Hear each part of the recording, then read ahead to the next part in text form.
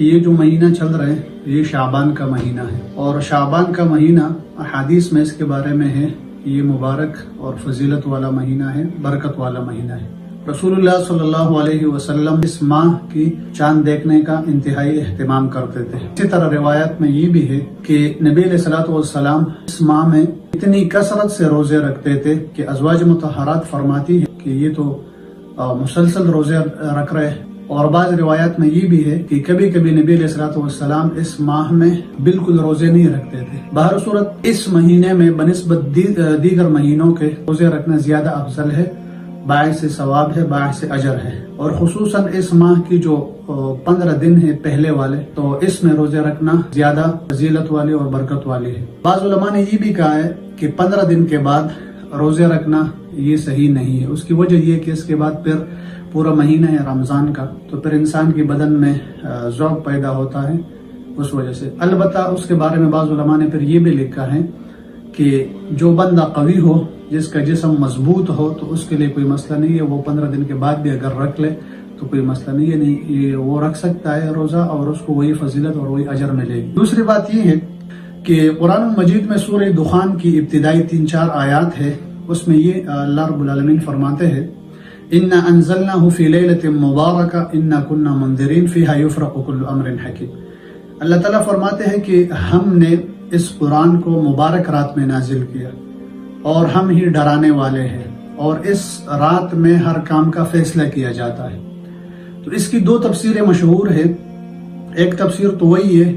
کہ بعض علماء کہتے ہیں کہ اس سے شعبان کی 15ویں شب مراد ہے، لیکن جو راجح تفسیر ہے دیگر آیات کی روشنی میں وہ یہ ہے کہ یہاں پر لیلہ مبارکہ سے لیلۃ القدر مراد ہے، نصف شعبان کی جو 15ویں کی رات ہے یہ مراد نہیں ہے۔ جیسے قرآن مجید میں دوسری جگہ ہے سورہ بقرہ میں اللہ فرماتے شہر رمضان الذی انزل فیہ القرآن، کہ قرآن یہ رمضان کے مہینے میں نازل کیا گیا ہے۔ اسی طرح دوسری جگہ فرماتے ہیں اللہ تبارک و تعالی انا انزلناہ فی لیلۃ القدر، کہ ہم نے قرآن کو لیلۃ القدر میں نازل کیا، اور لیلۃ القدر ہے وہ رمضان کے مہینے میں ہے۔ اور یہاں پر یہ جو دوسری آیت ہے سورہ دخان کی فیہا یفرق کل امر حکیم، کہ اس میں ہر کام کا فیصلہ کیا جاتا ہے۔ جیسے ہمارے یہاں مشہور لوگ کہتے ہیں کہ اس رات میں یعنی 15ویں شعبان کی شب فیصلے کیے جاتے ہیں کہ کس کو کتنا رزق ملے گا، کوئی کہاں مرے گا، کس کی کتنی عمر ہوگی، یہ سارے فیصلے اس رات میں کیے جاتے ہیں۔ حالانکہ حقیقت یہ ہے کہ یہ سارے فیصلے اس رات میں نہیں بلکہ لیلۃ القدر کی رات میں کیے جاتے ہیں، جیسا کہ سورہ قدر میں ہے تنزل الملائکۃ والروح فیہا باذن ربہم من کل امر، فرشتے اترتے جبرائیل امین بھی، اور اس رات میں ہر کام کے فیصلے کیے جاتے ہیں۔ لہٰذا یہ جو کنفیوژن ہے اور یہ جو مرجوح قول ہے مفسرین کا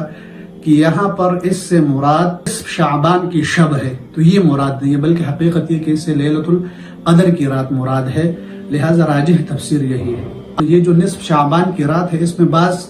چیزیں ایسے ہیں جو کرنے کے ہیں، اور بعض چیزیں ایسے ہیں جو مشہور ہے یا لوگ کرتے ہیں لیکن وہ صرف رسم ہے یا بدعات ہے، ان کا شریعت سے کوئی تعلق نہیں ہے۔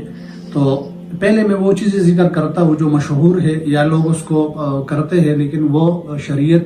نہ شریعت کا حکم ہے اور نہ ان چیزوں کا شریعت سے کوئی تعلق ہے۔ سب سے پہلے لوگ یہ کہتے ہیں، یہ واقعہ بہت مشہور ہے،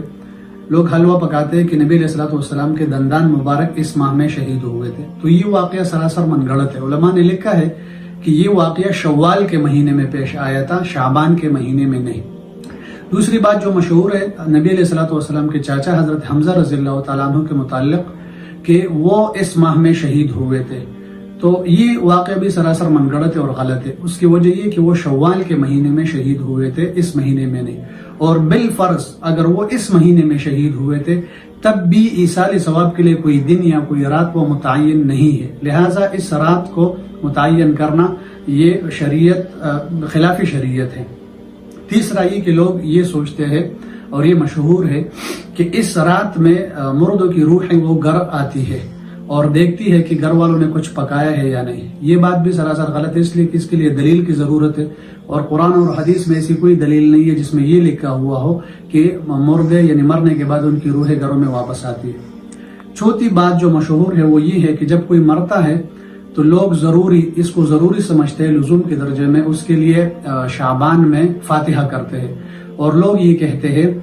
کہ اگر اس کے لیے فاتحہ نہیں کیا گیا تو ان کا شمار مردوں میں نہیں ہوتا، حالانکہ یہ غلط ہے، اس لیے کہ جب بھی کوئی مر جاتا ہے تو اسی وقت اس کا شمار مردوں میں ہو جاتا ہے۔ حدیث میں من مات فقط قامت قیامت، جب بھی کوئی مر جاتا ہے تو اس پر قیامت قائم ہو جاتی ہے،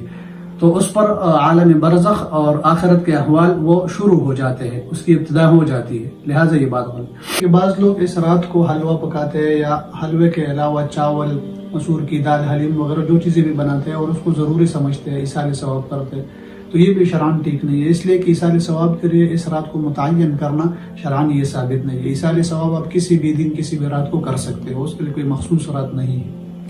اور اس کے علاوہ یہ ہے کہ بعض لوگ اس رات کو مساجد کو سجاتے ہیں، قبرستان بھی جاتے ہیں لوگ۔ قبرستان جانے کی جو روایت ہے اس کی سند پر بھی کچھ کلام ہے۔ نبی علیہ الصلوۃ والسلام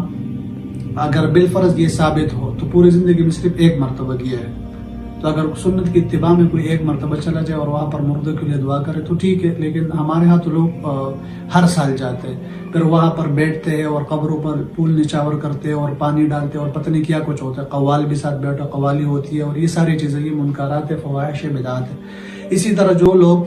اس رات کو آتش بازی کرتے ہیں، ٹھیک ہے، یا مساجد کو سجاتے ہیں یا مساجد میں آتے ہیں اور جماعت کے ساتھ نوافل کی نماز پڑھتے ہیں، یہ بھی شرعاً ثابت نہیں ہے۔ اتفاقاً اگر کچھ لوگ جمع ہو جائے تو ٹھیک ہے، ورنہ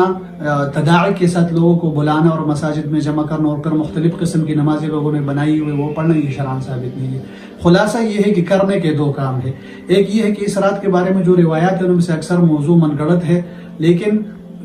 کثرت روایات کی وجہ سے محدثین کا ایک اصول ہے کہ یہ حسن کے درجے میں ہو جاتا ہے، تو اس وجہ سے اگر کوئی اس رات کو عبادت کرے، مثلا 2-4 رکعت نماز پڑھے، تلاوت کرے، ذکر و اذکار، درود شریف، اور اس کے بعد دعا کرے، اور اسی طرح اگر دوسرے دن کوئی روزہ رکھے وہ بھی مستحب ہے کم از کم، یعنی سنت واجب یا فرض نہیں ہے۔ اور اگر کوئی ایامی 20 کے روزے رکھتا تھا، روزے یعنی 13، 14، 15 کو اسلامی تاریخ، نبی علیہ الصلوۃ والسلام کی عادت مبارکہ تھی کہ وہ روزہ رکھتے تھے، تو سنت کی اتباع میں، اور اگر کسی کی یہ روٹین ہو اگر وہ رکھے تو پھر تو ٹھیک ہے، ورنہ اس دن کو مخصوص روزے کے لیے مختص کرنا اور اس دن یہ سوچنا کہ اس میں ثواب زیادہ، یہ شرعاً ثابت نہیں ہے۔ اللہ تعالیٰ ہمیں عمل کرنے کی توفیق عطا فرمائے۔